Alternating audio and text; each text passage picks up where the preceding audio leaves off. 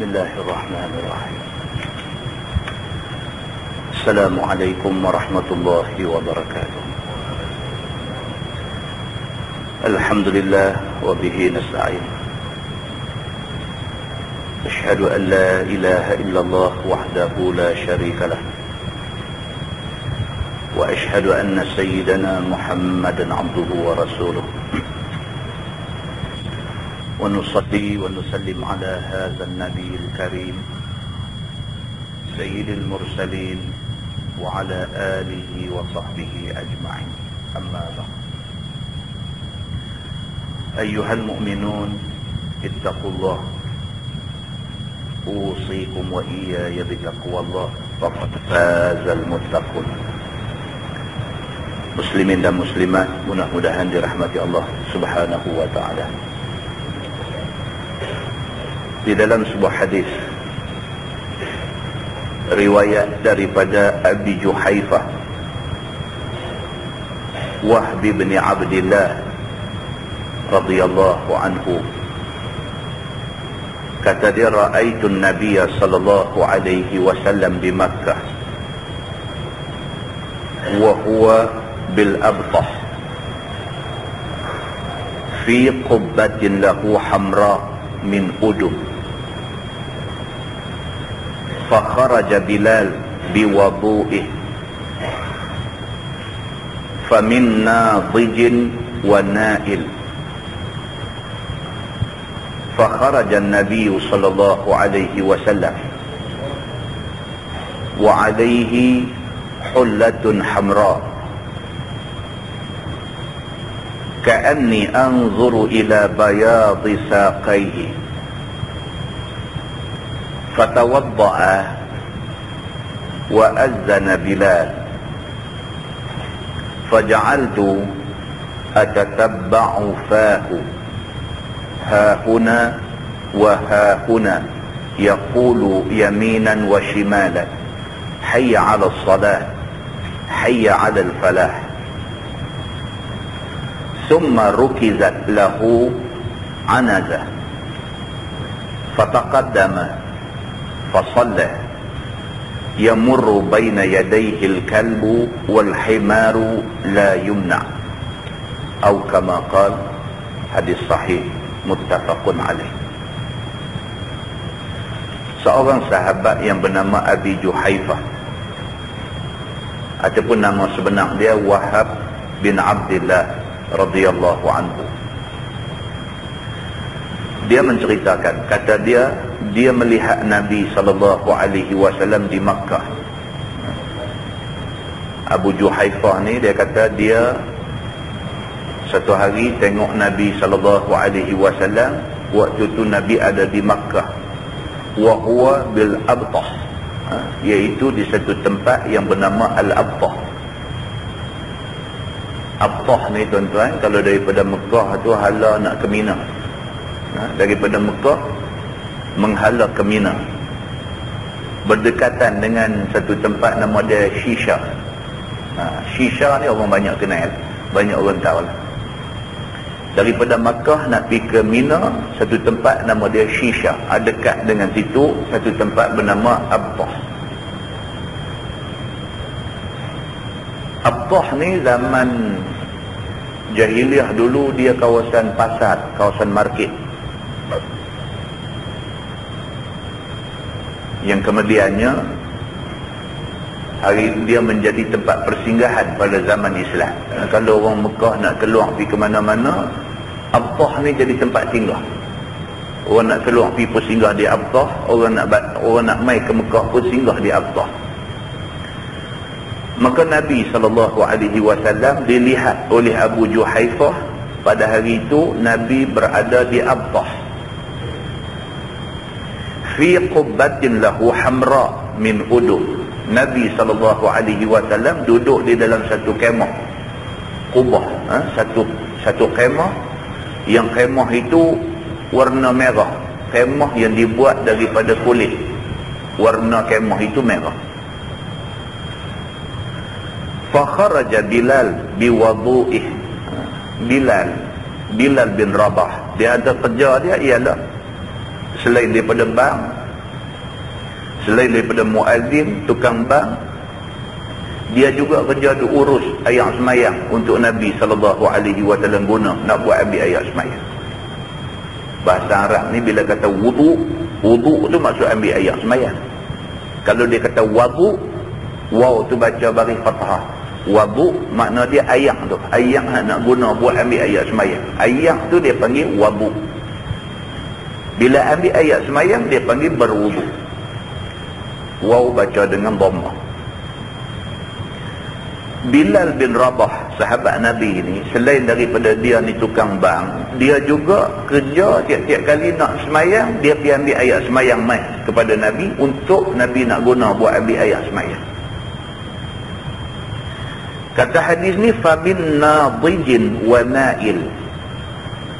Sahabat-sahabat ada di keliling-keliling tu, sebahagian mereka dapat sikit, sebahagian mereka dapat banyak ayat tu. Ini juga diceritakan di dalam syarah hadis.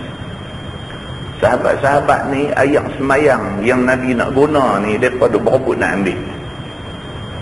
Nak ambil berkat lah. Yang kedua, kalau Nabi tengah duk ambil ayat semayang pun, ayat yang duk cucuk jatuh tu mereka nak pergi nak ambil. Kerana nak ambil berkat Nabi SAW. Kalau orang lain tak ada lah. Hari ni tengok tu imam dia biar semayang, kita duduk kalut. Nabi saja yang ada benda yang macam ni. Istimewa ini khusus untuk Nabi SAW.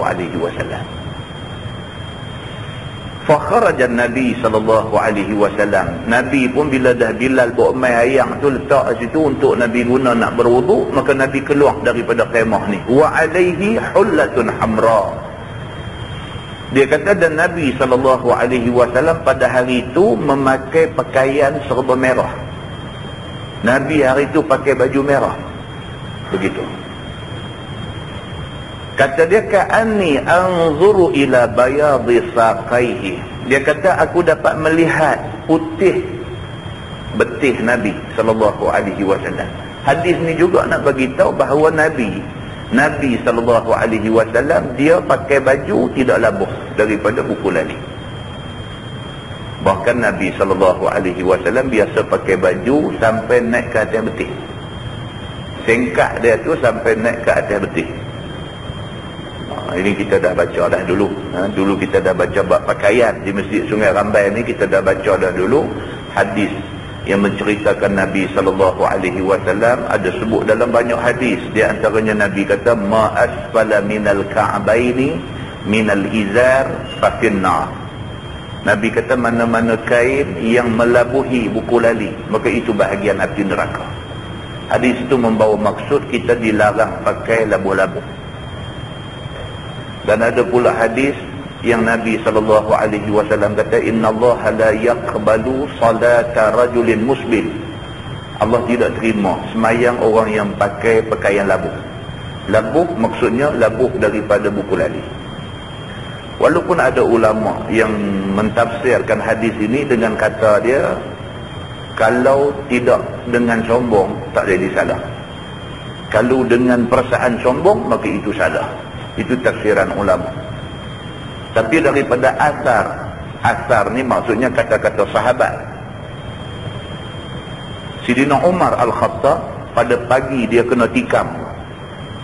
Sidina Umar mati kena tikam masa nak semayang subuh. Musuh main tikam dia. Sidina Umar masa kena tikam tu, dia rebah tu, dalam dua rebah duk sakit tu, dia nampak ada seorang sahabat pakai baju labuh menutup buku lali sampai ke bawah. Dalam duk sakit tu dia tegur lagi. Dia suruh, dia kata, angkat kain bagi tinggi. Maka benda-benda ni semua dihimpun-himpun oleh ulama-ulama. Maka ulama kata besar larangan pakai pakaian labuh ni kerana dia melambangkan kemegahan raja-raja dulu. Raja-raja dulu bila pakai baju labuh sampai ada orang angkat, dia punya baju labuh di belakang tu sampai ada orang angkat, maka itu simbol kemegahan. Agama tak mau yang ni. Ini kupasan dia tentang baju labuh ni. Abu Juhaifah menceritakan bahawa Nabi SAW hari itu duduk dalam satu kemah buat daripada kulit. Nabi keluar daripada kemah tu dengan pakaian serba merah. dan aku dapat melihat putih betih Nabi sallallahu alaihi wasallam. Maka dia nak beritahu kata Nabi pakai singkat. Begitu. Fatawadda'ah, maka Nabi sallallahu alaihi wasallam berwuduk. Ada keluar mai air tu ada Bilal sedia ada di situ, Nabi berwuduk guna air yang Bilal bawa ni. Wa adzana Bilal. Jadi masa Nabi sallallahu alaihi wasallam selesai wuduk, Bilal pun azan. Kata Abu Juhaifah, faja'altu atatabba'u fahu, maka aku ikut mulut Bilal. Dia kata, Abu Juhaifah ni kata, bila Bilal azan, aku ikut gerak mulut Bilal. Bilal kata Allahu Akbar, Allahu Akbar, aku pun mulut tu gerak Allahu Akbar, Allahu Akbar. Aku tu ikut, dia kata. Kata Abu Juhaifah lagi, hahuna wa hahuna yaqulu yaminan wa shimalan, hayya 'alas salah, hayya 'alal falah. Dia kata, dan aku tengok Bilal di masa azan, bila hayya 'alas salah, Bilal beralih belah kanan. Hayya 'alal falah, Bilal beralih belah kiri. Itu Bilal buat. Dia kata, dan apa yang Bilal buat itu Nabi tak tegur, maka benda tu menjadi sunnah. Menjadi sunnah. Bagi muazzin ni, bila bang sampai tang hayya 'alal salah, sunat beralih kepala belah kanan. Hayya 'alal falah, sunat alih kepala ke belah kiri. Kalau ikut Imam Al-Ghazali pula, dia kata beralih kepala saja. Kalau beralih sekali dengan dada, itu mungkar pula. Imam Ghazali kata. Pasal apa? Pasal yang sunnahnya ialah beralih kepala saja. Itu perbahasan tentang cara-cara azan. Begitu.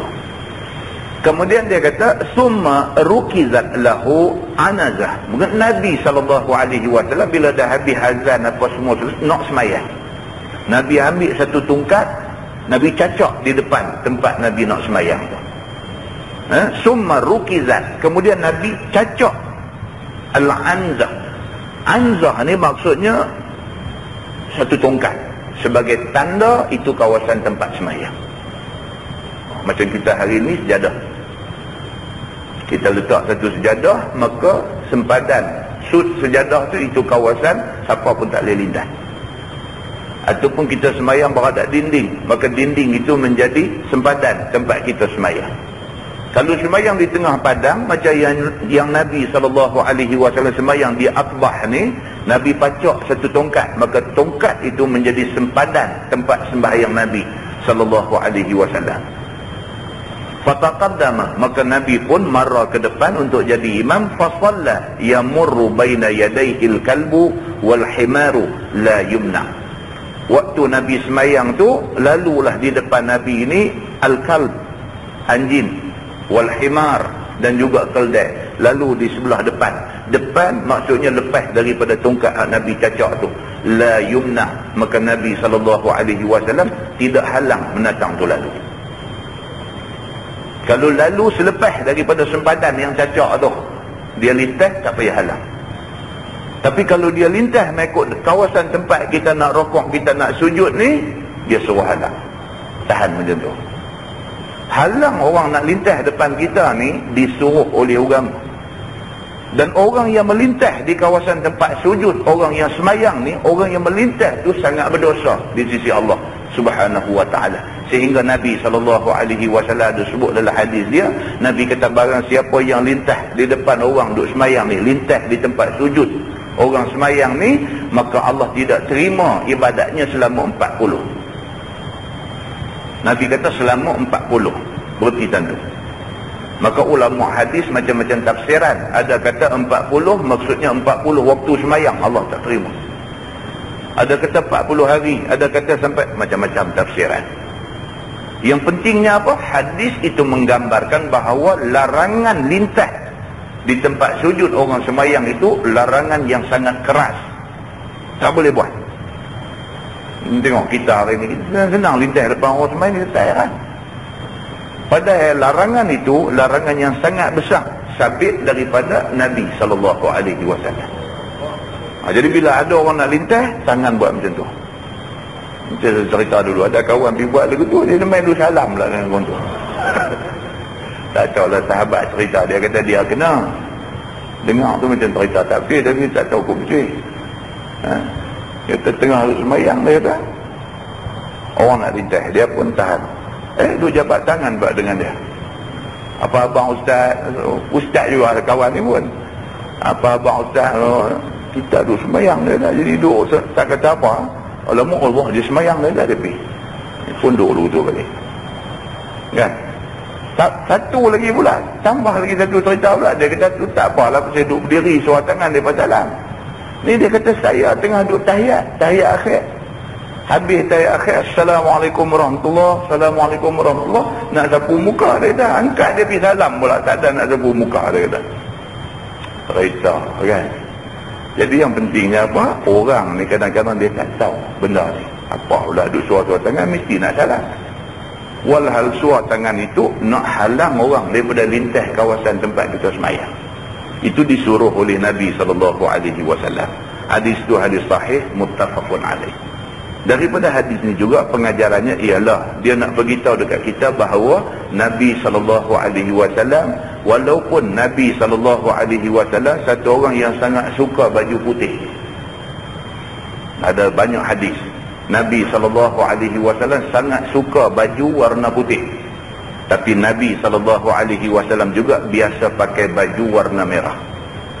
Bahkan ada hadis menceritakan Nabi SAW, hadis riwayat daripada Abi Rimsah Rifa'ah At-Taimi radhiyallahu anhu. Kata dia, Ra'aitu Rasulullah SAW wa alaihi saubani akhbaran. Dia kata, aku melihat Nabi SAW dan waktu tu Nabi memakai pakaian serba hijau. Jadi ulama-ulama hadis ni berdasarkan hadis yang berbagai-bagai, mereka buat senarai. Mereka kata senarai warna kegemaran Nabi. Yang baju Nabi banyak pakai, dicerita dalam hadis, nombor satu sekali, baju putih. Nabi paling banyak baju warna putih. Yang kedua, warna hijau. Nabi juga banyak mempunyai baju warna hijau, dan juga Nabi juga ada pakaian warna hitam. Ini tiga warna banyak. Selain itu, sekali-sekala Nabi pakai baju warna merah. Jadi benda ni tidak menjadi masalah dalam agama. Nabi SAW di dalam sebuah hadis riwayat daripada Abi Sa'id Amr bin Hurais radhiyallahu anhu, kata dia, ka'anni anzuru ila Rasulillah sallallahu alaihi wasallam wa alaihi imamatun sauda qad arkha tarafaha baina katifai, atau kama qala, hadis sahih riwayat Imam Muslim. Kata Abu Sa'id, kata dia, aku melihat Nabi sallallahu alaihi wasallam wa alaihi imamatun sauda. Nabi pakai serban hitam. Dia kata, Nabi pakai serban hitam.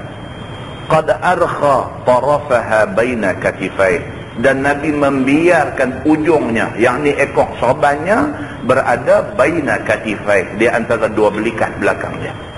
Nabi pakai serban, ekor tu Nabi bagi center, tengah-tengah tulang belikat itu. Itu pakaian yang dipakai oleh Nabi SAW. Jadi tuan-tuan, orang Arab bila sebut imamah, maksudnya serban yang berikat. Bila sebut imamah, imamah tu dalam bahasa Arab maksudnya serban lilit. Kalau pakai serban jenis sebai macam Saudi duk pakai tu, dia ambil serban, dia bubuh lapik atas kepala macam tu. Itu orang Arab dia tak panggil imamah, dia panggil ghutrah. Yang tu dia panggil ghutrah. Jadi yang kata Nabi SAW ni, dia pakai serban imamah, serban ikat. Ghutrah itu serban tu letak tu, itu tidak disebut di dalam hadis Nabi. Sebaliknya hadis bila mai cerita serban, dia sebut imamah, dia sebut serban ikat ni. Maka dia tak boleh lah orang nak kata Nabi pakai serban macam Saudi duk pakai lapik. Tak ada.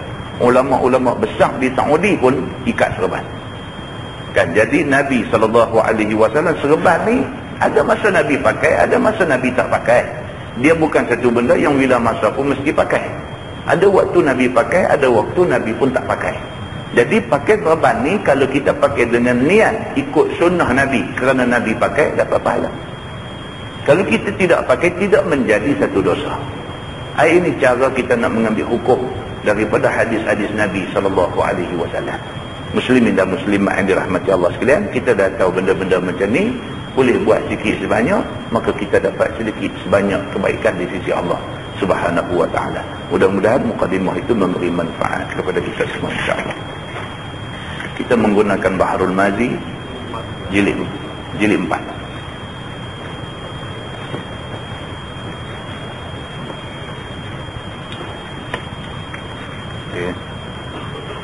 Muka surat 98. Muka surat 98. Bab ma zukira fi fadlil mashi ila al-masjid wa ma yuktabu lahu min al-ajri fi quta.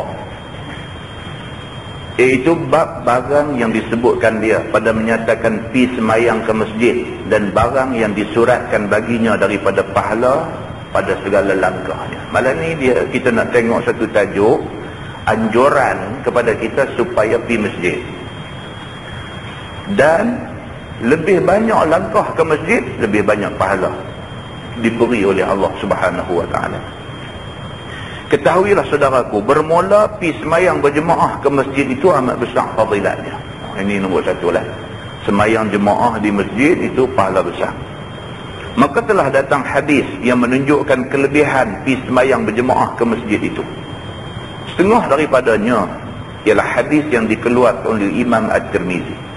Kata dia, an Abi Hurairah radhiyallahu anhu anin Nabi sallallahu alaihi wasallam qala, diriwayatkan daripada Abi Hurairah radhiyallahu anhu, Nabi sallallahu alaihi wasallam bersabda, "Iza tawadda'a ar-rajulu fa ahsana al-wudu' thumma kharaja ila as-salah la yukhrijuhu aw la yanhazuhu illa iyyaha lam yakhtu khatwatan illa rafa'ahu Allahu biha darajatan aw hatta anhu biha khati'ah."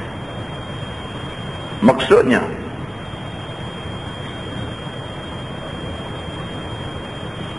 apabila mengambil ayat semayang seorang laki-laki di rumah, kita nak keluar main masjid, di rumah dah ambil ayat semayang, maka dielokkannya akan ambil ayat semayangnya seperti didatangkan segala yang sunat dan barang yang menyempurnakan bagi wuduknya. Nak main masjid, ambil ayat semayang di rumah. Ambil ayat semayang tu, ambil cukup sempurna. Hak rukun, hak sunat, kita ambil belakang. Rukun ni muka, tangan, kepala, kaki. Tapi kita tak buat hak rukun saja, kita buat hak sunat sekali. Start dengan basuh tangan sampai pergelangan tangan, dengan kumuk, dengan masuk air dalam hidung, kita buat semua. Bukan setakat sunat buat semua anggota tu saja, bahkan ambil sunat pula tiap-tiap satu anggota 3 kali. Basuh tangan sampai pergelangan tangan 3 kali, sat lagi buat 3 kali, dan buat semua benda-benda sunat, semua kita buat sekali. Di rumah ambil ayat semayang, buat macam tu, dia kata. Maka dielokkan akan ambil ayat semayangnya itu dan didatangkan yang sunat-sunat dan sebagainya dengan menyempurnakan wuduknya, daripada berkumuk-kumuk, embuih air daripada hidung, dan 3 kali basuh dan menggosok-gosokkannya, dan didahulukan yang kanan atas yang kirinya dan lain-lainnya. Kemudian barulah ia keluar pergi semayang ke masjid berjemaah. Tiadalah niat keluarnya itu, atau tiadalah niat pinya itu dengan gerak-geraknya itu, melainkan akan dia, yakni semata-mata kerana nak semayang. Daripada rumah ambil ayat semayang, buat bagi elok, semua wuduk semua bagi sempurna. Niat nak main masjid ni tak ada niat lain, bukan niat nak jumpa kawan, bukan niat nak, tak ada niat nak main semayang di masjid. Nescaya tiada berlangkah ia akan langkahnya, melainkan diangkat Allah Subhanahu wa ta'ala dengan sebabnya satu darjah. Kalau orang yang macam tu, di rumah dah ambil ayat semayang, ambil pula elok-elok sempurna, hak sunat, hak rukun semua ambil, kemudian langkah kaki nak main masjid pula, niat kerana nak semayang, satu langkah dia main, Allah angkat satu kedudukan dia di sisi Allah, naik martabat dia satu darjat di sisi Allah, dan diletakkan daripadanya, yakni dihapuskan daripadanya dengan sebabnya akan satu dosa, kesalahan. Satu langkah dia nak main masjid, Satu darjat naik, satu dosa Tuhan batalkan. Tuhan cancel satu dosa. Ulama kata dosa itu ialah dosa kecil. Begitu. Kata At-Tirmizi, ini hadis hasan lagi sahih. Tuan, sikit ke pahala Tuhan nak bagi kepada orang yang mai ke masjid ni. Sikit ke pahala Tuhan bagi. Lah ni tuan-tuan, kita tak nampak pahala yang kita dapat ni. Sebab dia diganjarkan dalam bentuk kredit. Tak nampak. Berapa pahala ni yang Nabi kata ni. Nabi kata langkah setapak ni satu darjat naik di sisi Tuhan, satu pahala Tuhan mansuhkan. Selangkah lagi kita langkah, satu darjat lagi naik, satu lagi dosa dimansuhkan. Satu langkah lagi, lagu tu biar duk main. Berapa langkah kita nak sampai ke masjid ni, demikianlah banyak pahala, demikianlah dosa yang dibatalkan oleh Tuhan. Tapi tak nampak. Kerana tak nampak, tak gelut. Berbanding dengan nampak. Kalau Tuhan ganjarkan benda ni dalam bentuk ringgit, kita langkah setapak nak main masjid, 10 ringgit lagu duduk dalam poket. Hutang kita dengan orang 10 ringgit dimansuhkan. Setapak lagi lagu duduk main 20 ringgit dalam poket. Lagi 10 ringgit hutang kita dengan orang dimansuhkan. Masjid ni ketal. Mayang sampai ke tepi-tepi kolam. Pasal apa? Pasal bukan kerana Allah, bukan kerana ikhlas lagi dah. Kerana lu nampak balasan Tuhan bagi cash. Tapi oleh kerana benda ni dia main dalam bentuk kredit, Tuhan tak bagi tunai, dia kreditkan benda ni dalam akaun akhirat kita. Di sana esok baru buka-buka tengok amalan kita, baru Allahu Akbar, aku pergi masjid berapa kali saja, dalam akaun duk ada banyak ni. Pahala pergi ke masjid saja duk ada banyak ni. Manusia pada waktu tu akan kata apa? Kalau ku tahu lah macam ni, dia kata hari-hari aku akan pergi masjid. Ini hikmah kenapa Allah Subhanahu Wa Taala tak nampakkan benda ni dekat kita. Tak nampak. Berapa banyak orang hari ni cakap dengan angkuh, dengan sombong, cabar Allah Subhanahu Wa Taala. Sehat, tak ada apa-apa jadi kat dia. Sehat, maka bertambah-tambah sombong dan ingkar dia dengan Tuhan. Pasal apa? Pasal macam mana pahala juga Tuhan kredit, demikian juga dosa manusia Tuhan kredit. Di sana esok bila buka-buka akaun dia, baru dia nampak akaun akhirat dia banyak dengan dosa. Masa tu barulah menyesal. Alangkah baiknya kalau dulu dia tak bercakap benda-benda macam ni. Kerana cakap aja badan dia binasa di akhirat. Begitu. Baik, masalah dia kata pergi semayang masjid itu banyak kelebihan. Kata Imam Nawawi di dalam Syarah Al-Muhalla, telah datang beberapa hadis yang sahih yang menunjukkan kelebihan pergi semayang ke masjid. Dan banyak langkahnya itu, dan menanti semayang berjemaahnya di dalam masjid itu besar pahala. Lagi banyak langkah, lagi besar pahala. Lagi lama duk tunggu masa nak semayang di masjid, lagi besar pahala.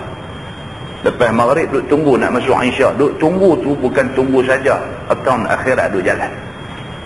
Selagi mana kita duduk dalam masjid tu, duduk dengan niat nak tunggu waktu semayang yang berikutnya, Allah bagi pahala tak berhenti. Begitu. Setengah daripadanya diriwayatkan daripada Abi Hurairah radhiyallahu anhu, daripada Nabi SAW bersabda, ia man ghada ila al-masjid aw raha a'adallahu lahu nuzulahu minal jannah. Maksudnya barang siapa pergi ke masjid ataupun berjalan ia ke masjid, mempersediakan Allah Ta'ala baginya akan tempat tinggalnya di syurga.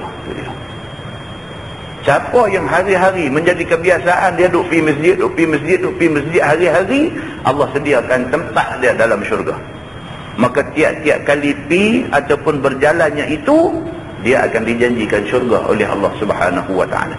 Kata Imam Nawawi, telah meriwayatkan akan dia oleh Bukhari dan Muslim. Hadis sahih. Begitu. Baik. Dan lagi diriwayatkan daripada Abi Musa Al-Ash'ari, kata dia telah bersabda Nabi SAW, inna a'zaman nasi ajran fi salah ab'adahum ilaiha mashyan wallazi yantaziru salah hatta yusalliha ma'al imam a'zama ajran minallazi yusalliha summa yanam.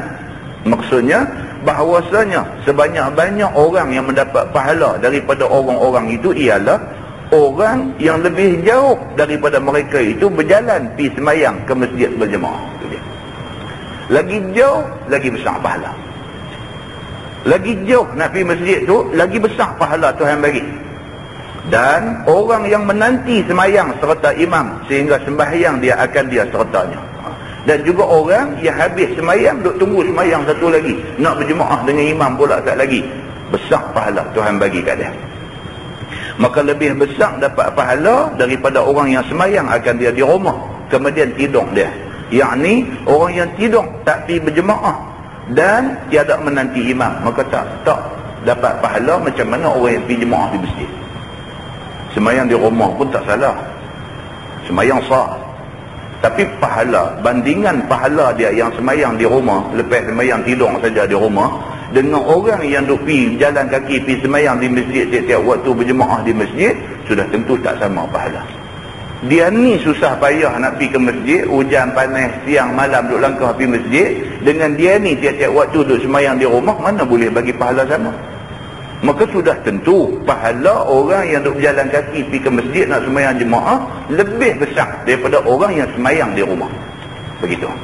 Baik, kata Imam An-Nawawi meriwayatkan hadis ini oleh Bukhari dan Muslim. Hadis sahih juga. Dan lagi satu riwayat daripada Abi Hurairah radhiyallahu anhu, berkata dia telah bersabda Nabi sallallahu alaihi wasallam, "Man tatahhara fi baitihi summa masya ila baitin min buyutillah la yaqdiya faridatan min faraidillah kanat khutuwatuhu ihdahuma tuhittu khati'atan wal ukhra tarfa'u darajatan." Maksudnya barang siapa bersuci dia di rumahnya, yakni ambil ayat semayang di rumah, kemudian pergi ia ke satu rumah daripada rumah Allah, yakni pergi masjid, ambil ayat semayang di rumah, lepas itu pergi masjid, supaya menunaikan satu fardu semayang daripada beberapa semayang yang diperlukan Allah, nescaya adalah langkah-langkahnya itu sekali langkah menghapuskan kesalahan, sekali lagi langkah mengangkatkan derajat. Demikianlah sehingga akhir langkahnya. Itu dia. Ini pula hadis kata apa? Langkah sekali naik darjat, langkah sekali hapus dosa, langkah sekali naik darjat, langkah sekali hapus dosa. Berapa banyak dia pergi, maka demikianlah banyak pahala yang diberikan oleh Allah Subhanahu wa taala kepada dia. Kata Imam Nawawi, hadis ini meriwayatkan dia oleh Imam Muslim. 3 ada hadis sahih semua sekali. Begitu. Dan diriwayatkan daripada Jabir bin Abdullah, kata dia, kanat diyaruna naiyatan anil masjid fa aradna an nabi'a buyutana fanuqarribu minal masjid fanahana Rasulullah sallallahu alaihi wasallam faqala inna lakum bikulli khutwatin darajatan. Maksudnya adalah rumah-rumah kami jauh daripada masjid Nabi sallallahu alaihi wasallam di Madinah itu. Ini Jabir bin Abdullah, dia kata rumah mereka nak boleh ke main masjid ni jauh. Kami nak pergi semayang di masjid Nabi di Madinah ni jauh, maka berhajatlah kami nak menjual rumah-rumah kami tu. Oh, ni sahabat dulu. Sahabat dulu rumah bila jauh dengan masjid, nak jual rumah, nak main cari rumah dekat dengan masjid. Orang lah dia beli rumah, masa tu tak buat masjid lagi, tak buat surau lagi. Elok dia duduk setahun, tak tengok Allah siapa kata tu sudah pergi wakaf tanah dia, pergi jadi tapak surau, tapak masjid. Dia tak boleh tidur. Dengar abang macam api duk menyala dalam perut, dia tak boleh duduk. Dia dengar abang tu, dia nak maki hamun, dia nak marah, dia bangkit terajang dinding dah apa, jadi begitu. Nak jual rumah tu, nak jual pula rumah kawasan elok-elok ni, nak jual harga mahal, nak jual harga sampai 1 juta, sampai 6-700 ribu. Nak boleh beli rumah harga 6-700 ribu, harga 1 juta ni Cina je. Cina dekat dengan masjid surau lagi dia tak mau. Atau duk merekam dalam perut lu tu lah orang lah ni. Sahabat Nabi rumah jauh pada masjid nak jual, nak main duduk dekat masjid. Orang lah ni dia beli rumah tak ada lagi masjid. Kalau ada awal-awal tak belilah tentu, tak ada lagi beli. Dah beli, tengok-tengok pergi jadi masjid, dia duk gaduh nak jual, dia nak pindah, dia nak jauh daripada masjid. Ini beza sahabat-sahabat Nabi ridwanullah alaihim ajma'in dengan kita lah ni. Maka kata Jabir bin Abdullah, berhajatlah kami ni semua nak menjual rumah-rumah kami ni supaya kami berhampiran dengan masjid Nabi. Apabila diketahui oleh Nabi akan kehendak kami yang demikian, Nabi dengar cerita kata mereka ni pakai nak jual rumah, nak main duduk dekat dengan masjid. Lalu ditegur oleh kami akan Nabi SAW, serta diberitahunya akan kami dan diajaknya dan dinasihatnya akan kami. Nabi SAW bila dengar mereka ni nak jual rumah kerana nak pindah main dekat masjid, Nabi terus bagi nasihat dekat mereka. Maka sabda Nabi bahawasanya bagi kamu sekalian, tiap-tiap satu langkah daripada rumah, kalau niat datang ke masjid kerana nak semayang, maka dapat satu darjat. Maka apabila berpindah sekalian kamu, hilanglah pahala langkah-langkah kamu sekalian itu. Nabi kata, hampa duk main ni selangkah, hampa main macam-macam janji Tuhan. Tuhan janji nak bagi satu darjat, Tuhan janji nak cancel satu kesalahan, satu dosa. Tuhan janji pula nak bagi satu tempat dalam syurga. Punya banyak janji Tuhan dekat orang yang main jauh nak main ke masjid. Hampa nak pergi jual, nak main duduk dekat, hampa terlepas janji baik daripada Tuhan. Nabi kata begitu. Kata Imam Nawawi, meriwayatkan hadis ini oleh Imam Muslim. Hadis sahih lagi satu. 4 ada hadis sahih kita baca, yang maksudnya lebih kurang sama. Hadis sahih riwayat Imam Muslim. Baik, dan diriwayatkan lagi daripada seorang sahabat Nabi SAW yang akrab, iaitu Ubay bin Ka'ab radhiyallahu anhu. Kata dia, kana rajulun la a'lamu rijalan ab'ada minal masjid minhu. Adalah seorang laki-laki, tidak aku ketahuikan orang yang lebih jauh daripadanya daripada masjid. Ni Ubay bin Ka'ab cerita. Dia kata ada satu sahabat Nabi nak cari orang lain hak rumah lebih jauh daripada rumah dia, nak main masjid tak ada. Dialah orang yang rumah paling jauh dengan masjid Nabi. Begitu. Wa kana la tukhti'uhu salah. Faqila lahu aw qultu law ishtaraita himaran tarkabuhu fi dhalma'i wa fi ramda. Dan adalah dia satu orang yang tiada melangkah akan dia oleh semayang. Oh, dia ni pula rumah paling jauh dengan masjid, dan dia ni pula satu orang yang tak larat nak berjalan, dah tua dah, tak larat nak berjalan di masjid. Maka dikata orang kepada dia, ataupun kata aku kepada dia, kiranya engkau dapat beli seekor keldai yang boleh engkau tunggang akan dia di dalam kelam malam dan di dalam panas matahari, nescaya memudahkan engkau nak pergi semayang ke masjid. Maka Ubay dikata kat dia, Ubay kata, hang ni, aku duk tengok hang tak pernah miss main semayang di masjid. Ni lah hang dah tua dah. Dah tua dah, tak larat dah nak main semayang di masjid. Tapi hang duk gagah juga duk main masjid, sedangkan hang dah tua tak larat. Alangkah baiknya kalau sekiranya hang boleh beli keldai seekor, naik keldai tu main ke masjid. Ubay pergi bagi cadangan kat dia macam tu. Qala ma yasurruni anna manzili ila janbil masjid. Jawab dia, barang yang menyukakan akan daku ialah bahwasanya rumah aku dekat dengan masjid, maka iaitu lebih mudah bagi aku daripada beli keldai.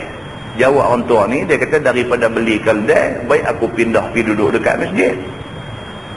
Nak beli keldai dengan nak ragai naik keldai ni dengan duduk jalan dengan aku, orang tua dia kata pun tak larat. Lagi baik dia kata aku pindah pergi duduk dekat masjid.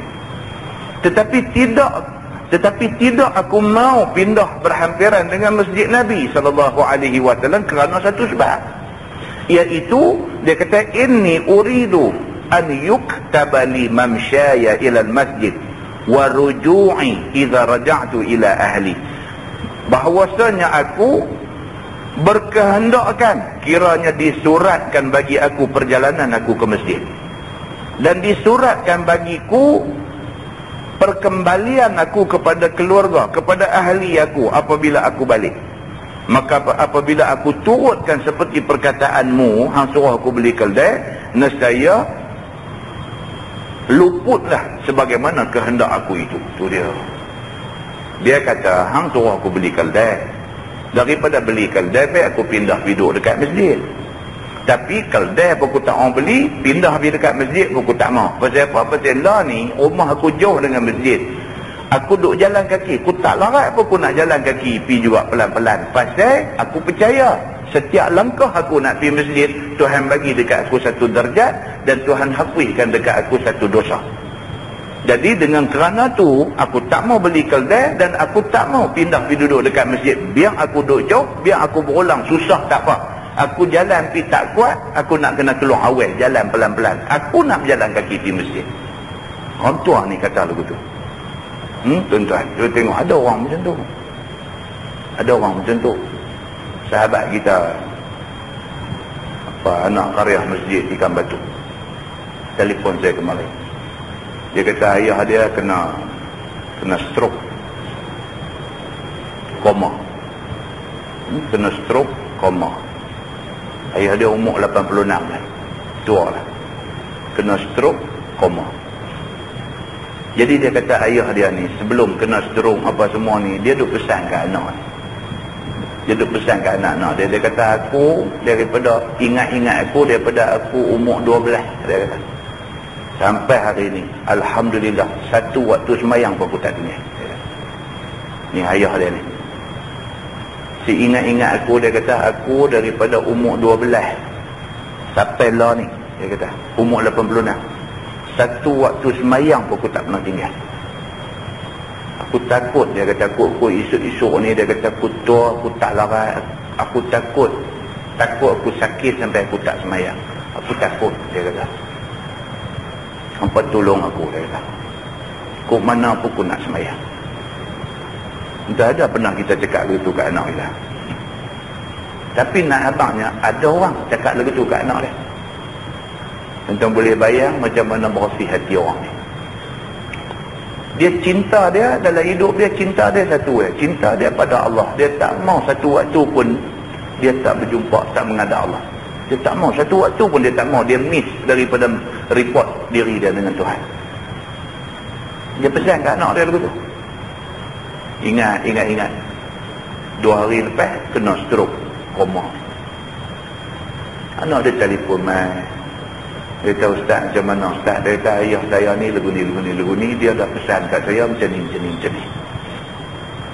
Macam mana ni, apa saya nak buat kat dia? Dia kata ni saya anak dia pula dah tinggal pesan macam ni. Macam mana saya nak buat kat dia?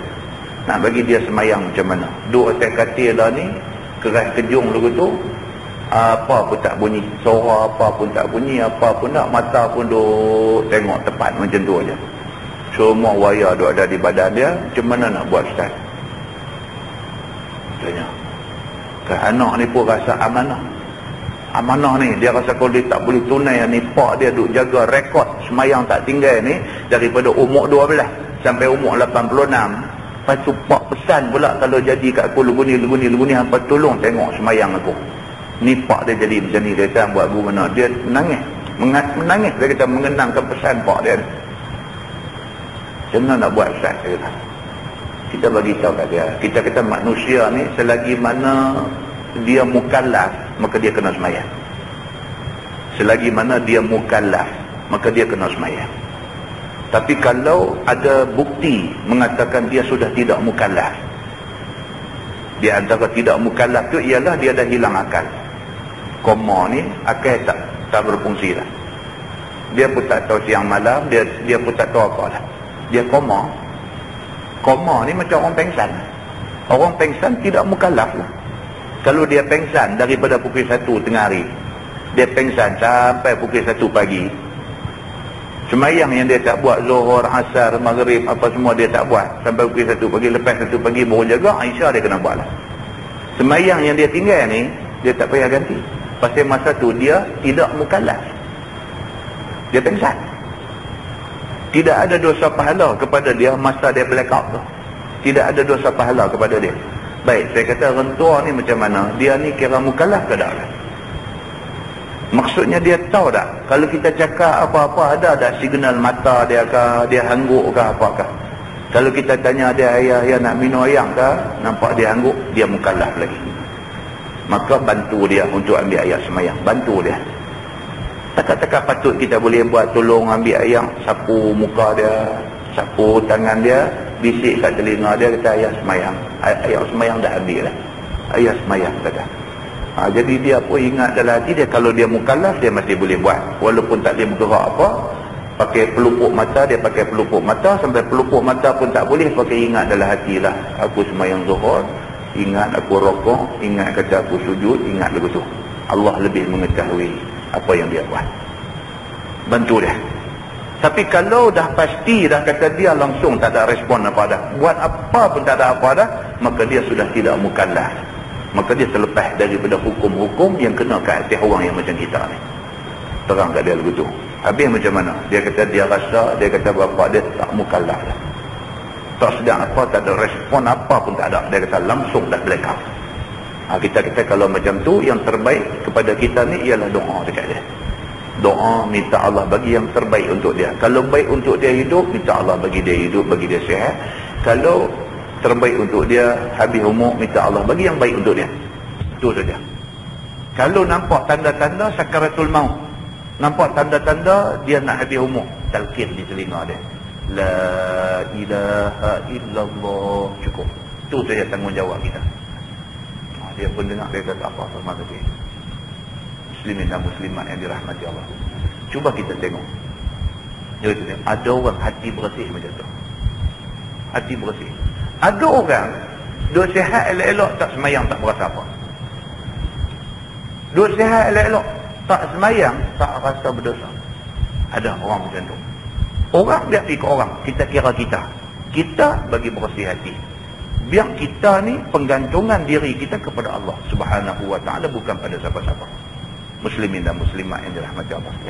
Jadi sahabat Nabi ni, apabila Ubay bin Ka'ab cadang dekat dia macam tu, dia tak mah. Pasal apa? Pasal dia kata, aku percaya apa yang Nabi kata.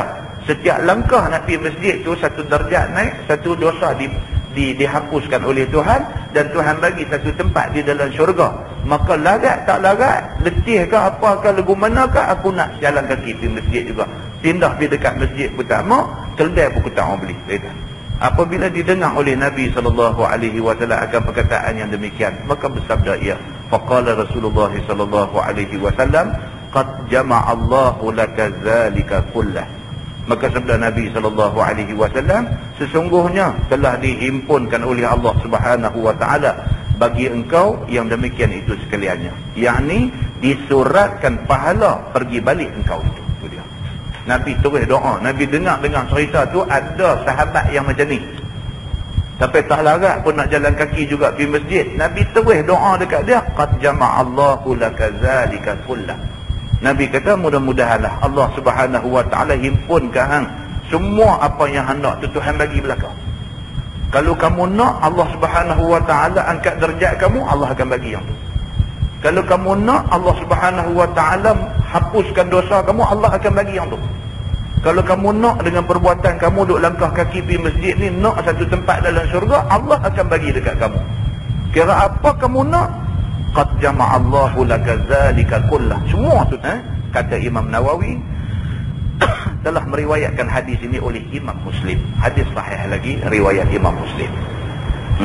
Baik, dia kata, dan lagi diriwayatkan daripada Jabir, kata dia, arada Banu Salimah ayyan taqilu qurbal masjid, menghendaki Banu Salimah berpindah mereka itu hampir dengan masjid Nabi SAW,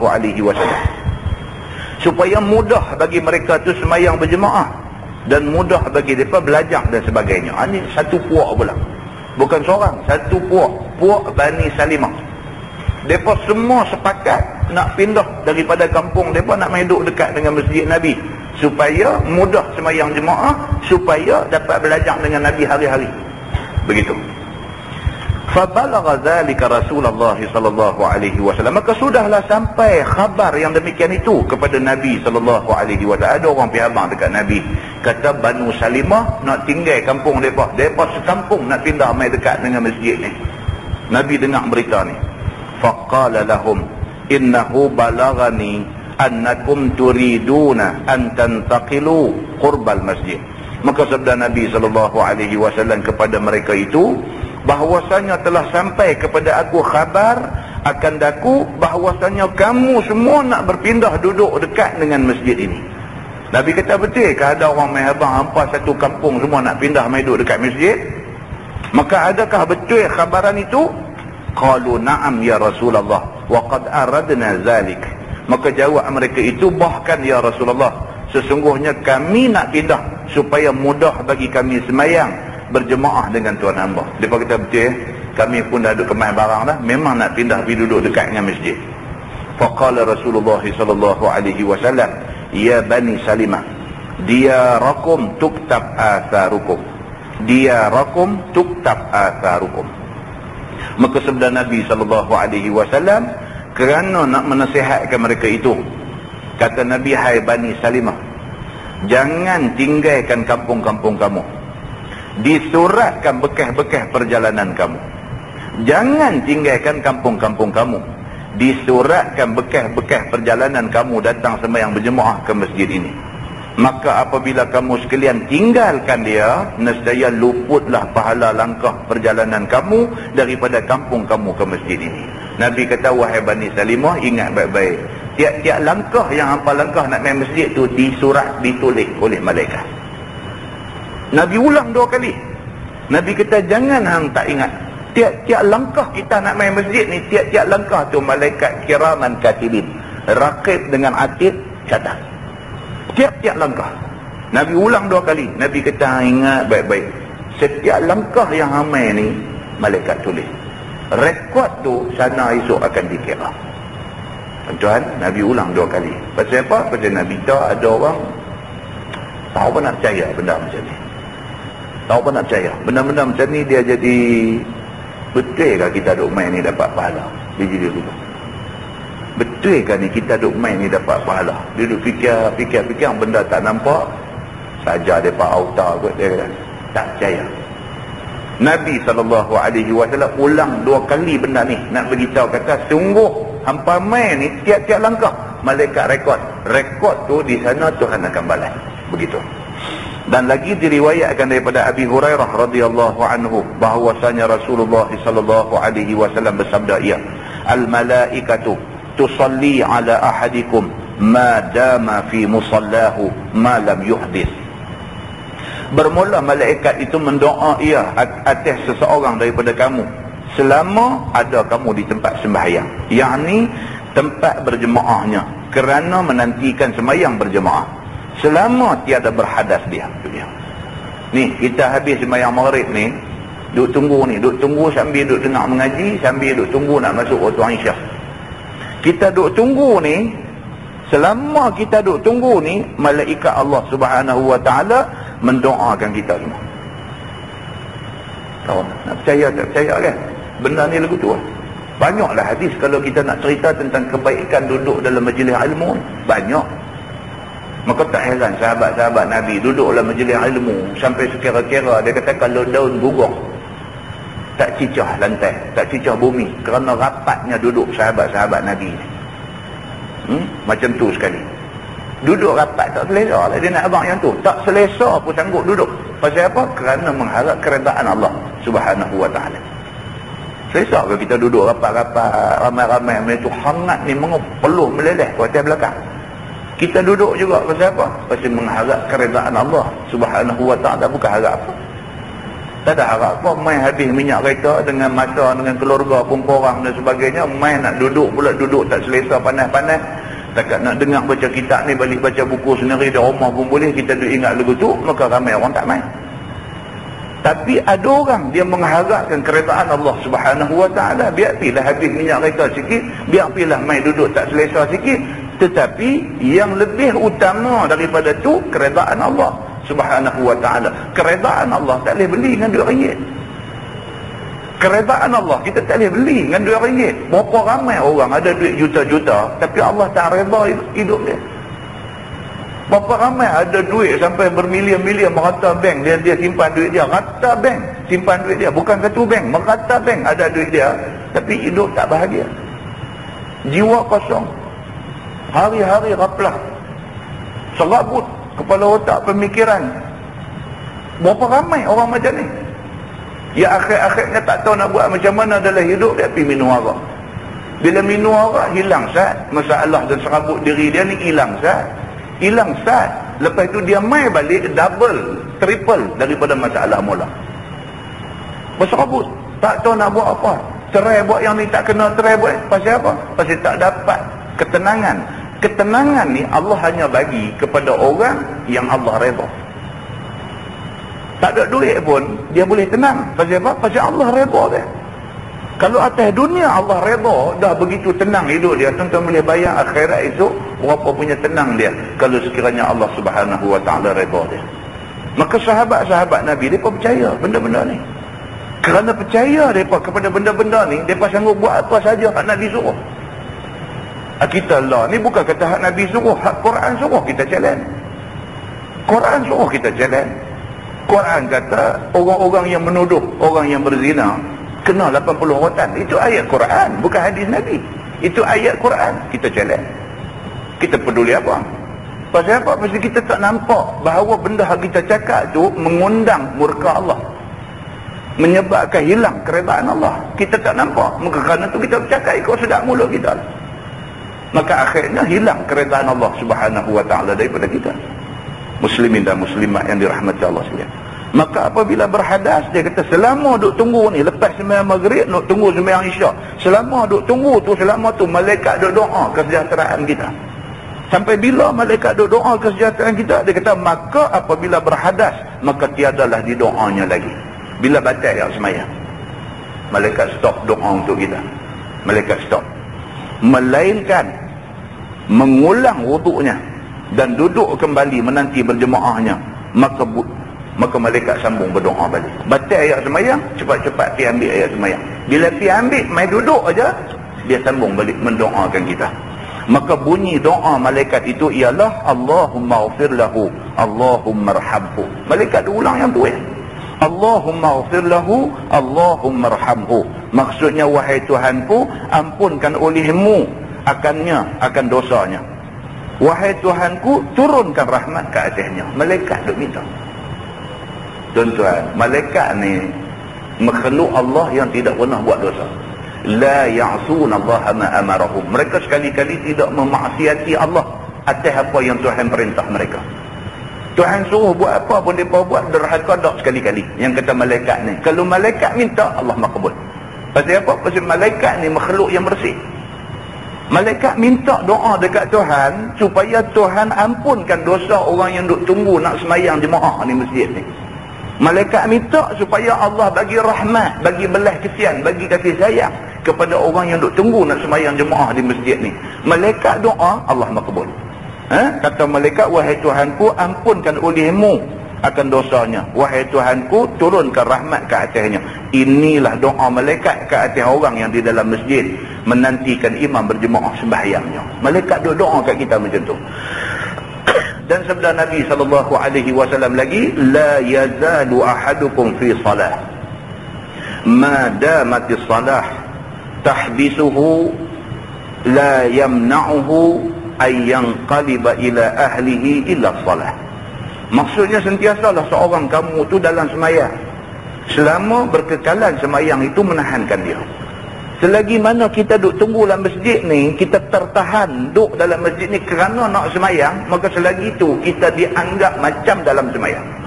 Begitu. Yakni sentiasalah seseorang daripada kamu mendapat pahala seperti semayang, selama berkekalan semayang yang hendak berjemaah akan dia itu menahankan dia. Itu dia. Ni duk tunggu, duk ingat saat lagi nak semayang Isya, lepas Isya nak balik.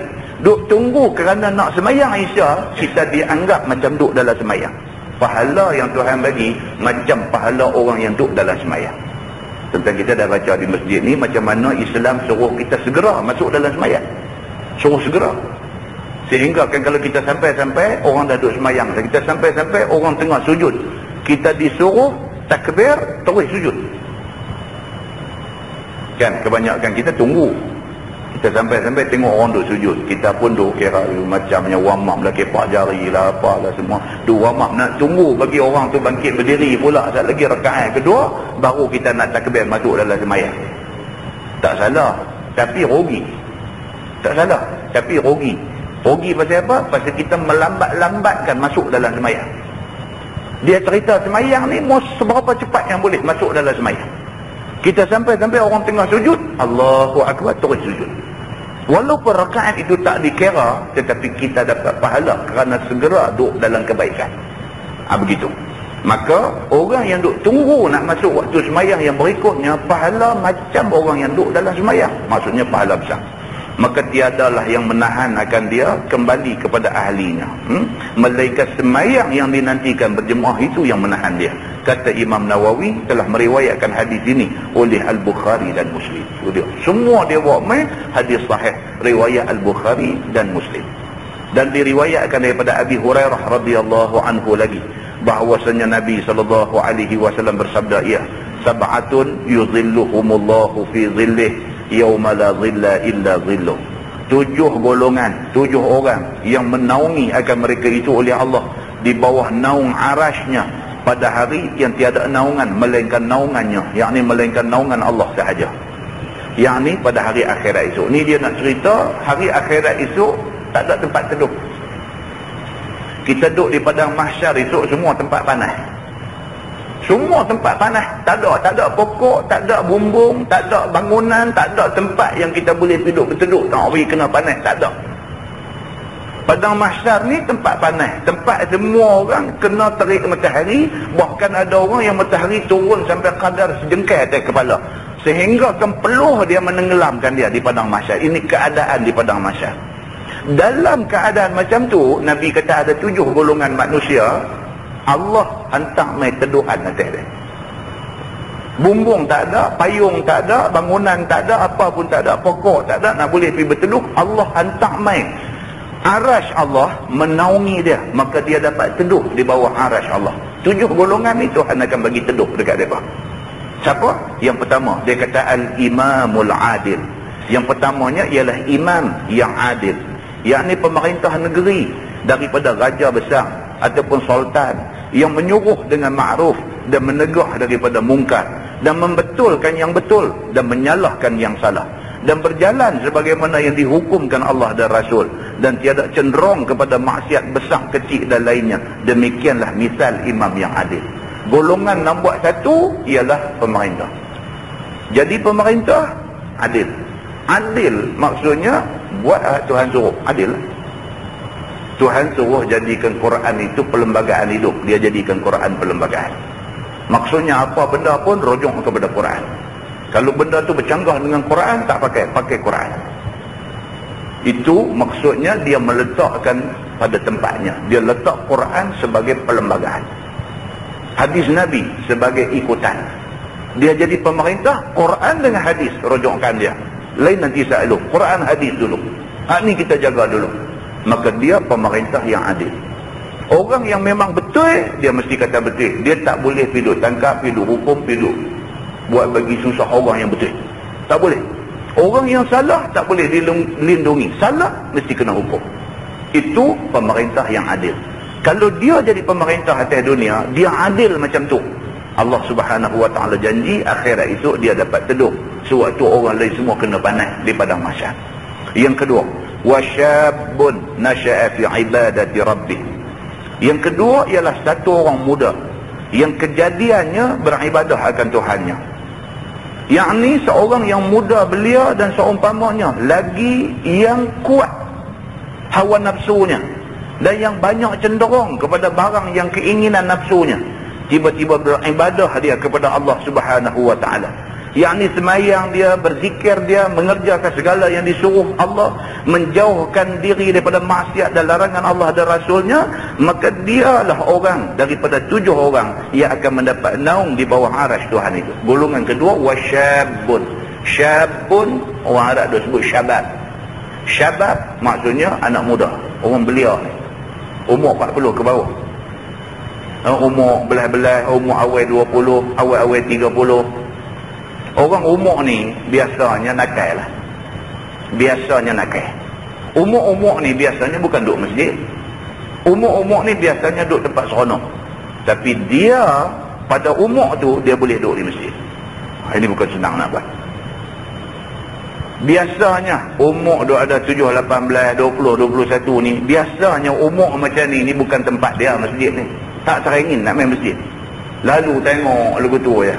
Tak berasa nak main. Tempat dia fun fair. Tempat dia tempat-tempat seronok. Itu tempat orang-orang yang umur ni. Tapi dia pada umur tu, dia boleh buang benda-benda seronok ni, dia boleh main ke masjid. Di akhirat itu Allah akan teduh dia di bawah teduhan mahsyar esok ni. Nombor 2. Yang ketiga, dia kata warajulun qalbuhu mu'allaqun bil masajid. Dan yang ketiganya laki-laki yang bergantung hatinya dengan masjid.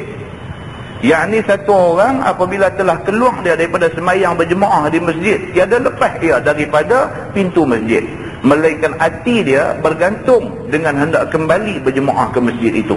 Dan jikalau dia menyempurnakan beberapa kefarduannya dahulu daripada masuk ke masjid itu sekalipun, maka ialah orang yang akan dinaungi Allah di bawah arasnya. Ini orang yang hati dia mu'allaqun bil masjid. Macam seolah-olah hati ni dia tergantung di masjid. Dia pergi mana pun hati dia ada di masjid. Dia sampai peringkat tu. Dia sampai peringkat apa pun hati dia ingat nak pergi masjid.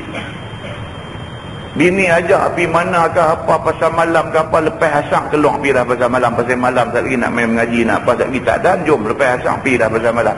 Pergi pasal malam ni hati dia ingat nak main masjid, dia duduk tengok jam dia duduk kejan bini dia. Dia kata hang belilah cepat. Jadi beli hang nak belilah, dia beli lau cari apa. Dia marah tu pasal apa? Pasal nak main masjid. Takut tak dan main. Orang yang jenis macam ni, hati mu'allaqun bil masjid, duduk sangkut di masjid. Di mana pun hati tak senang. Anak-anak sekali-sekali balik main ramai-ramai, jom kita pergi berkelah bentai mereka. Jom pergi berkelah, ajaklah orang tua ni tak larat dah ni pun, jomlah pergi nak seronok-seronok nak makan mi goreng di tepi pantai. Pilah mak pak cucu ni pun pi juga. Pi tu pun hak seronok ni budak-budak. Dia ada ingat ni apa ni buat ni kawat ni dekat waktu semayang. Hati dia ada masjid. Maksud ada masjid tu bukan ada masjid di Kelugong saja. Masjid lah, tak kira masjid mana dah. Dia kira nak pergi semayang masjid. Bukan duk gantung masjid kita saja. Ada orang dia ingat lagu tu. Dia mana pun tak pergi mengaji, pasal nak tunggu masjid dia. Pasal apa dia nak masuk? 7 orang duk bawah naungan ni. Kan jadi hati dia kata memang duk gantung di masjid Sungai Rambai lah dia kata. Bukan masjid Sungai Rambai, mana-mana masjid hati dia duk ada di masjid, duk ingat Nabi masjid. Allah Subhanahu wa ta'ala akan naung dia di hari akhirat itu di bawah naungan arasy Allah Subhanahu wa ta'ala. Baik. Kemudian dia kata warajulani tahabba fillah ijtama'a alaihi wa tafarraqa alaihi. Dan yang keempatnya, 2 laki-laki yang berkasih-kasih keduanya kerana Allah. Muwafaqah keduanya atas berkasih-kasih itu kerana Allah. Dan berselisih keduanya itu juga kerana Allah. Yakni 2 laki-laki yang berkasih-kasihan itu tidak kasih seorang akan seorang, melainkan kerana menjunjung suruh Allah dan Rasulnya. Maka apabila melihat salah seorang daripada 2 yang berkasih itu akan kawannya baik dan taat kepada Allah, berbuat ibadah dan berbuat khairat dan sebagainya, bersetujulah hatinya akan kelakuan kekasihnya kerana menjunjung suruh Allah mempersetujukannya. Dan apabila melihat salah seorang daripada 2 yang berkasih itu akan kekasihnya itu menyalahi suruh Allah, maka dibantahnya imma dengan kekuasaan wa imma dengan katanya, sehingga jadilah perceraian antara keduanya kerana tiada menurut bantahnya, yakni kerana tak turut tegurannya. Maka bercerai itu kerana disuruh Allah oleh fasik kekasihnya itu, maka ialah orang yang akan mendapat naung Allah Subhanahu wa ta'ala di bawah arasnya. 2 orang kawan baik, kalau berkawan pun kerana Allah, kalau esok jadi tak berkawan pun kerana Allah. Dia berkawan ni nampak cukup baik, 2 ni pasal apa? Pasal sama-sama nak main mengaji. Kerana Allah dia kawan. Satu hari dia tengok kawan dia hak baik duk main mengaji sama-sama ni, dia duk nampak kawan ni kahut. Dah duk kona, dah duk pergi karaoke, duk pergi night club, duk pergi tikam ekong dan sebagainya, dia dah tegur. Dia kata hang jangan buat macam ni. Kita dah start elok dah. Kita dah start mengaji dah, kita daripada tak kenal, daripada jahil lah, kita dah dapat ilmu, kita dah reti sepatah dua dah, kita dah mula dah buat amalan Islam elok dah. Jangan dah buat benda tak elok ni. Benda tak elok ni kita dah buang sudah. Jangan duk patah balik pergi buat. Dia ni tak peduli, dia nak pergi buat juga benda salah ni. Nasihat 2-3 kali tak jalan, dia ni nak buat juga benda dosa. Okey, kita berpisah. Berpisah tu kerana Allah. Pasal apa? Pasal kawan ni memilih jalan maksiat. Dia tak boleh pergi dengan kawan tu, maka dia tinggal kawan tu. Dia tinggal tu kerana Allah. Maka orang yang macam ni berkawan kerana Allah, jadi bermusuh kerana Allah, Allah akan naung dia di hari akhirat esok di bawah naungan arasy Tuhan. Itu dia begitu. Dan lagi hadis itu dia kata warajulun talabathum ra'atun zatu mansibin wa jamalin faqala inni akhafullaha rabbal alamin. Dan yang kelimanya ialah laki-laki yang menuntut akan dia oleh seorang perempuan yang mempunyai kebangsaan dan juga kecantikan. Maka berkata ia bahawasanya aku takut Tuhan yang memerintah sekalian alam. Yang ni laki-laki yang telah mengajak dan mengusik akan dia oleh perempuan yang mempunyai kebangsaan lagi cantik. Kebangsaan ni maksudnya orang perempuan yang kaya, ada duit, orang kaya raya, cantik pula lagi. Seperti dikatanya masalah dia Mahmud, dia buat contoh Mahmud, hanyalah Mahmud, Muhammad, Zaid. Dalam bahasa Arab ni tiga nama ni duk kenal saja kan, Mahmud, Muhammad dengan Zaid, orang lagi kan. Contohnya dia kata ya Mahmud, marilah kita bermain-main, bersuka-suka cara kesundalan. Dia kata mari kita buat tak elok. Dan perkara kemaluan pula dia kata, perkara yang memalukan dan sebagainya. Maksudnya satu perempuan mai duk ajak buat benda tak elok macam tu dekat dia. Maka laki-laki itu pun memandang kepadanya dengan tilik kepada hartanya dan keelokannya. Tetapi oleh kerana imannya dan takutnya akan Allah, lalu disahutnya akan perkataan perempuan itu dengan kata dia, aku takut Tuhan yang memerintah sekalian alam. Kau ni mai duk ajak dia, kau ni dengan ada duit, dengan ada apa semua duk ajak dia. Dia kata sorry lah, dia kata aku takut kat Tuhan, aku tak buat benda ni. Ataupun dimisalkan seorang laki-laki diajak oleh satu orang perempuan yang cantik lagi bernama dan berharta dengan kata dia marilah berzina dengan aku.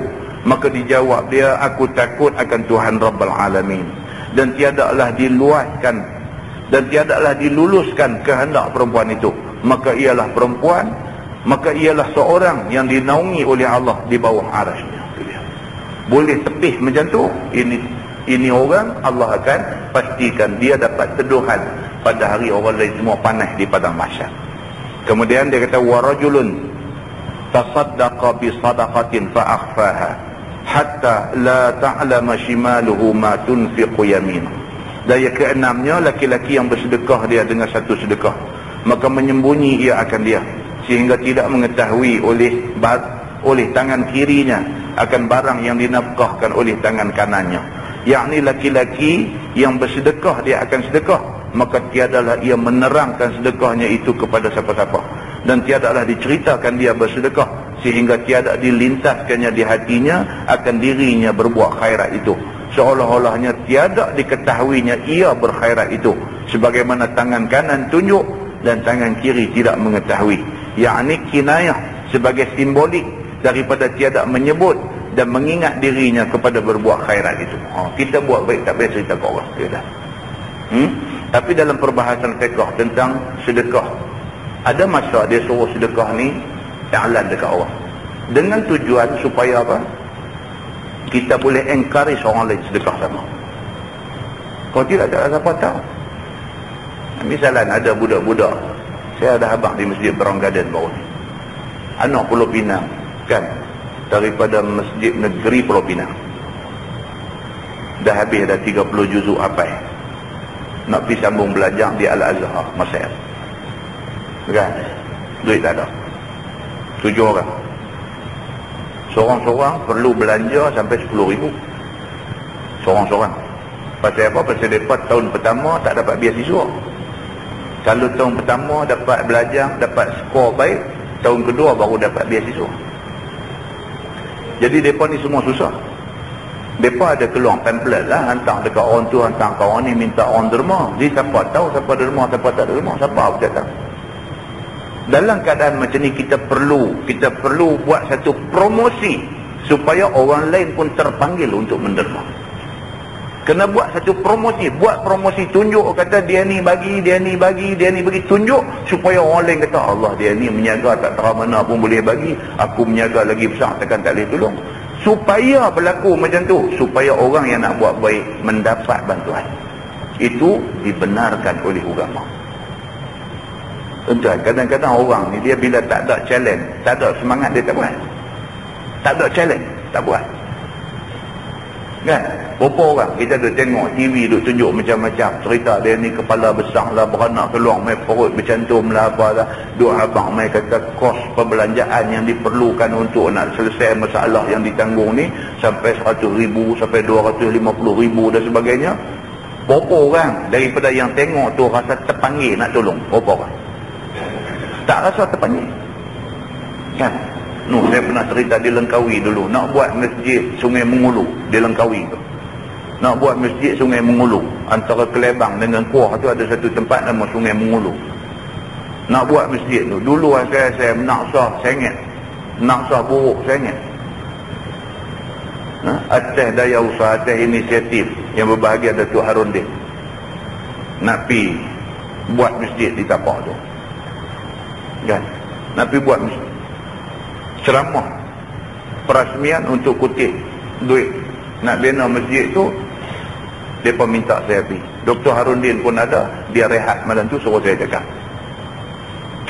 Kita bagi semangat dekat orang ni, suruh berderma. Bagi semangat, suruh berderma. Malam tu saja kutipan 100,000 lebih. Malam tu saja. Ni hak orang perempuan ni, dia bagi dengan gelang, dia bagi dengan cincin, dia bagi dengan londeh rantai, dia bubuh. Jumlah malam tu saja dapat banyak tu. Orang Langkawi memang mereka pun banyak duit tanah lah, apalah boleh duit sebagainya. Jadi mereka pun memang daripada awal dah iklan kata nak buat ni, daripada awal duit banyak dah pergi nak bagi. Kemudian diikuti dengan beberapa siri. Akhirnya Alhamdulillah jadi masjid Aduk Adallah. Tuan-tuan pergi Pulau Langkawi, antara Kuah nak pergi dengan Kelebang tu, satu masjid. Masjid Aisyah dia bagi nama, dekat Sungai Mengulu. Punya hebat masjid tu, fully air condition. Tuan-tuan, masa nak perasmian rasmi masjid tu, masa nak buat perasmian masjid tu, ada satu orang cacat, tuan-tuan. Ada satu orang cacat, jalan ke atas lutut, dengan muka kiat, dengan tangan cengkue, dengan apa semua, tuan-tuan. Dia saja, dia bagi duit sembelih 3 ekor kebab. Dia saja tu, dia yang cacat macam tu, dia bukan minta sedekah. Dia tempat dia masjid aja. Tapi orang tengok keadaan dia macam tu, orang sendiri rasa kesian bagi duit ke dia. Orang kesian bagi duit ke dia. Orang duk bagi duit ke dia ni, dia nak belanja apa? Dia duk simpan. Bila mai hari nak rasmi masjid tu, masa bina masjid dia dah bagi dah dekat yang beli. Masa hari rasmi dia nak bagi 3 ekor kebab untuk sembelih. Tuan-tuan, orang nak makan tak lalu. Pasal apa? Macam tu boleh bagi 3 ekor kebab. Kita tu cikar rambut berkerim hari-hari ni apa? Dua harap nak pergi makan kenduri ke? Kita nak pergi makan tak lalu. Malu dekat dia, malu dekat Tuhan pun sepasal, malu dekat dia pun sepasal. Nampak kan? Bila macam ni punya mai dia jadi challenge. Dia jadi challenge. Dan orang lain pun nak bagi juga. Pasal apa? Malu orang macam ni boleh bagi, kita tak boleh bagi. Challenge. Tapi kalau benda ni disembunyikan, tak ada challenge apa. Tak ada siapa apa tak nak tahu apa. Bagi tahu benda ni dan orang dengar Allah, dia boleh bagi macam tu. Kita ada ingat nak bagi RM10, bagi RM100. Muslimin dan muslimah yang dirahmati Allah sekalian. Tapi ada waktu kita buat baik tak payah cerita ke orang. Kita buat baik tak payah cerita ke orang. Hak jenis sikit-sikit, kecil-kecil, bagi sana sikit, bagi sini sikit, tak payah cerita ke orang. Memadai Allah Subhanahu Wa Taala saja Tuhan yang mengetahui, dia balas mengikut keikhlasan kita. Baik, dia kata maka ialah orang yang dinaungi Allah Taala di bawah arasy-Nya, dia kata. Dan akhirnya dia kata wa rajulun zakarallaha khalian fafadat ainahu. Dan yang ketujuhnya, laki-laki yang ingat akan Allah Ta'ala hal keadaannya sunyi, maka meleleh air matanya. Ni pula golongan yang ketujuh. Dia duduk seorang-seorang, dia teringat balik. Kita ni tuan-tuan, kita ni bukan beranak-beranak main baik sampai hari ni duduk baik. Kita ni, tiap-tiap seorang daripada kita ni sejarah masing-masing ingat lah. Orang lain tak tahu pun kita tahu jahat kita banyak mana. Jadi kadang-kadang duk seorang-seorang ingat balik, aku ingat umur berapa yang aku sembahyang cukup ni, ingat balik aku. Ingat-ingat balik, aku buat lagu ni. Ingat-ingat balik aku buat lagu ni kat mak aku. Ingat-ingat balik, dekat pak aku buat lagu ni. Ingat-ingat balik aku tak dan nak balas jasa orang tua ni tak ada. Do ingat balik ni kita punya slack banyak dalam hidup kita ni. Fafadat ainahu, ayat macam ni. Kalau boleh macam tu, Nabi kata akhirat itu Allah akan naungi dia. Masalah ni dulu jahat, ni baru baik beberapa hari ni, tapi dia berasa dia paling baik, tak pernah buat jahat. Dia duduk suluh orang punya jahat, dia ni punya jahat macam ni, dia ni punya jahat macam ni, dia ni teruk, dia ni. Hang pun baru 5 hari baik. Kita tak pernah kenang jahat kita dulu, yang kenangan itu membawa keinsafan. Tak pernah. Ini tak bagus. Yang bagusnya ialah orang yang kenang balik zaman jahiliah dia, kenang balik menangis. Awaklah aku dulu pergi teruk sampai macam tu. Awaklah aku ni lambat dapat petunjuk Tuhan. Awaklah menangis. Menangis tu Allah Subhanahu Wa Taala suruh Nabi Habang, Allah akan bagi dekat dia naungan di padang mahsyar. Yang ni laki-laki yang duduk dia seorang diri, tiba-tiba ingat dia akan dirinya salah kepada Allah, dan terfikir dia akan bahawasanya Allah Subhanahu Wa Taala Tuhan yang sangat membalas akan hamba-Nya yang berdosa itu. Dia teringat balik, Allah balas kat aku naya. Allah balas kat aku naya. Sebagaimana dia kata membalas ia akan hamba-Nya yang baik, sehingga dijadikan fikirannya ke atas dosanya itu mengalirkan air matanya. Teringat balik dosa, teringat balik, serta meminta akan ampun daripada Allah Subhanahu Wa Taala. Maka ialah seorang daripada orang yang 7 yang dinaungi Allah Subhanahu Wa Taala di bawah arasy-Nya. Kata Imam Nawawi telah meriwayatkan hadis ini oleh Imam Bukhari dan Muslim. Banyak lagi dia kata dikeluarkan oleh Imam Nawawi di dalam Syarah Muhazzab pada bab ini. Dia kata ada banyak lagi, kita boleh baca sendiri. Wallahu a'lam. Lepas ini kita akan masuk tajuk bab ma zukira fi salah ba'da al-maghrib annaha fil baiti afdal.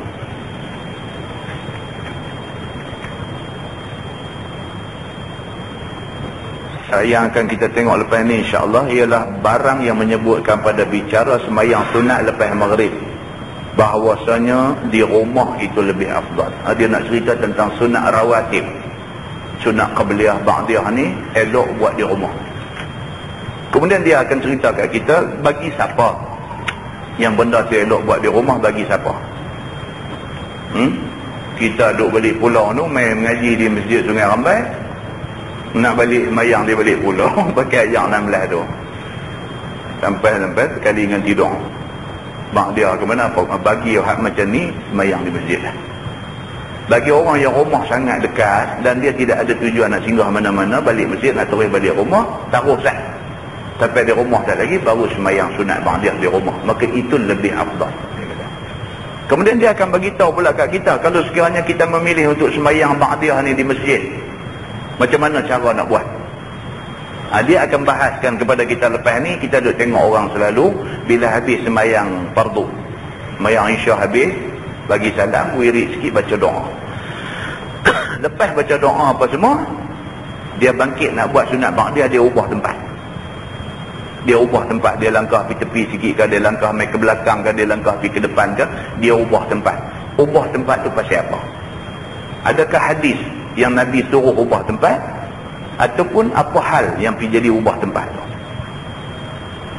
Ataupun kalau sekiranya dia bangkit terus semayang tempat tu juga, dia semayang fardu di tempat tu, habis semua sah darah selesai, bangkit buat ba'diyah pun tapak semayang fardu juga, boleh ke tak boleh? Ada hadis yang akan menceritakan tentang benda ni.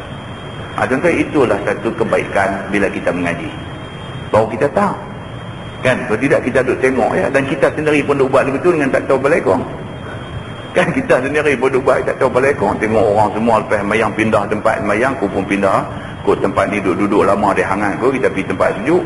Mungkinlah bila kita tak tahu ni, kita lagu duduk karang macam-macam lah kan. Dia ingat saya tu kot dia pindah tu kan. Nak tengok apa penjelasan dia dalam agama, dia akan beritahu kat kita insya-Allah. Kemudian kita akan tengok bab yang berikutnya, cerita tentang orang yang baru masuk Islam. Orang yang baru masuk Islam, adakah dia wajib mandi dulu? Dia wajib mandi dulu kah? Ataupun macam mana? Kan, selama dia duduk dalam agama kafir dia ni, dia tak pernah mandi wajib. Jadi bila dia mengucap aja 2 kalimah syahadah, adakah dia wajib mandi? Okey, kalau kata wajib mandi, nak mandi cara lagu mana? Nak mandi cara lagu mana? Nak kena campur daun bidara ke, daun buah keranda ke, apakah? Ada perbincangan di dalam hadis Nabi tentang benda ni. Kita akan tahu. Lepas tu dia akan masuk pula bab bacaan ketika nak masuk jamban. Kan? Bacaan ketika nak masuk jamban. Adakah itu bacaan yang dikarang oleh cikgu-cikgu tazkir ke? Ataupun dia satu doa sabit daripada amalan Nabi ke? Dia semua benda ada cerita. Kita nak makan bismillahirrahmanirrahim, Allahumma barik lana fi ma razaqtana. Nabi ajak ke doa tu? Ke cikgu tazkir ajak ke? Kita pun tak tahu. Jadi kan Nabi buat pun, orang duk buat. Betul kan Nabi buat? Ada hadis kan? Macam dalam seminggu, 2 minggu ni tuan-tuan tengok dalam surah Abang, perbahasan tentang ya amanal khaifin. Kan? Duk bahas dalam surah Abang tak habis-habis lagi. Kan? Tu doa lalu masjid banyak duk buat. Ya amanal khaifin aminna mimma nakhaf tu. Kan? Ada satu orang tu tulis masuk dalam surah Abang. Dia kata ya amanal khaifin tu asal-asal aman tu daripada perkataan Haman, dia kata. Perdana Menteri apa nama dulu ni? Firaun dulu ni. Haman. Jadi oleh kerana Firaun dengan Haman ni zalim masa tu duk bunuh orang, maka rakyat duk minta tolong dekat dia jangan bunuh. Minta ya Haman. Dia kata aman al-khaifin. Wahai Haman, amankanlah kami daripada ketakutan. Ada ikut tu pula. Dia bawa omeh bukti sejarah apa lagu tu lagu ni macam-macam dia tulis. Tapi kita pun kan tak tahu apa pula dah. Aku duk baca lama dah benda ni. Kan? Bila jadi doa Haman Firaun apa pula dah. Kata kita pun jadi serabut perut. Kan? Betul-betul Nabi buat ke tak doa ni? Banyak hadis tu bagi tahu doa-doa maksurah. Dia panggil doa-doa yang sabit daripada doa Nabi.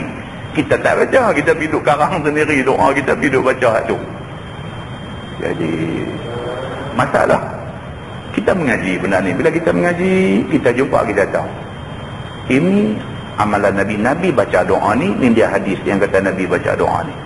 Ini bukan doa yang Nabi baca, tapi doa yang membawa maksud baik, yang dikarang oleh ulama-ulama dulu dan sebagainya, dan dia nampak tak canggah dengan agama.